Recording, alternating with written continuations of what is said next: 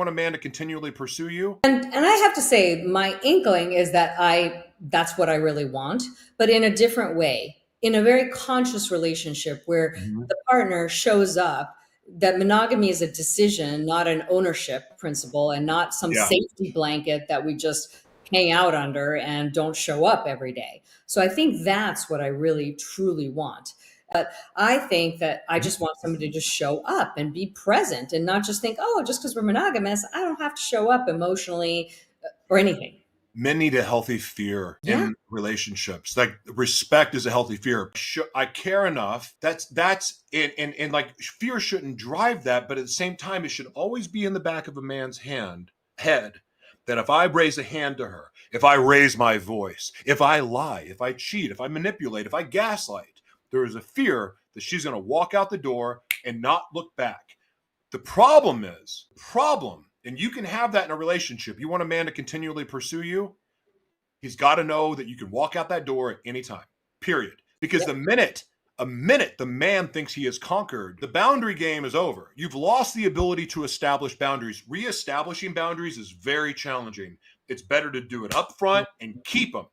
And that from the very beginning, for men out or for ladies out there, they have to have a healthy fear of you leaving. Oh And my when God. they act bad and they act like little babies and they act immature or they lie to you or they gaslight you, cut it off, remove contact, stay away, because that's the only way they're going to learn. Because the minute you give in, you're screwed. And without them, your relationship has no success because men want to conquer and men want to own. And if you want a man to pursue you, to always be super into you, not get distracted by nonsense, he's got to know that you can walk out the door at any time. That is like the mic drop right now. So I'm like, that's where this needs to like land because that is a mic drop moment. And it's more powerful coming from a man than coming from a woman. Because how many women out there actually would walk away? And that's because I found my power and I'm fine being alone. Because once you're comfortable, ladies out there, this is for you. If you're actually comfortable being alone, providing for yourself, sitting alone at dinner, sleeping by yourself, having no one to lean on emotionally for support. If you're fine alone, you are fucking invincible. And that is where I am right now. But I am not going to just be with somebody. And this is not what most women do. They're just with somebody because, oh my God, I'm partnered.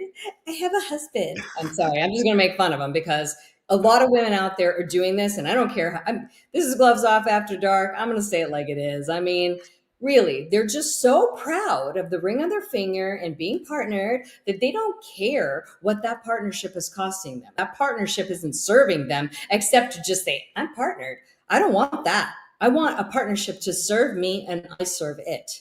That there's some growth, there's some beautiful things happening. We have both have our purpose. We both are elevating each other. We show up for each other. We're emotionally vested, physically vested, the whole thing.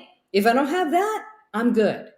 And that's where I think most women should eventually get to eventually call in the right thing. I know women look at me and they're like, oh, I've got a partner. You don't. That's fine. I don't want the partner you've got. It's a weird flex. I'm talking about people like, I have a partner, you don't. That is like the most lame flex ever. I'm waiting for the right one. I really am going to continue waiting for the right one.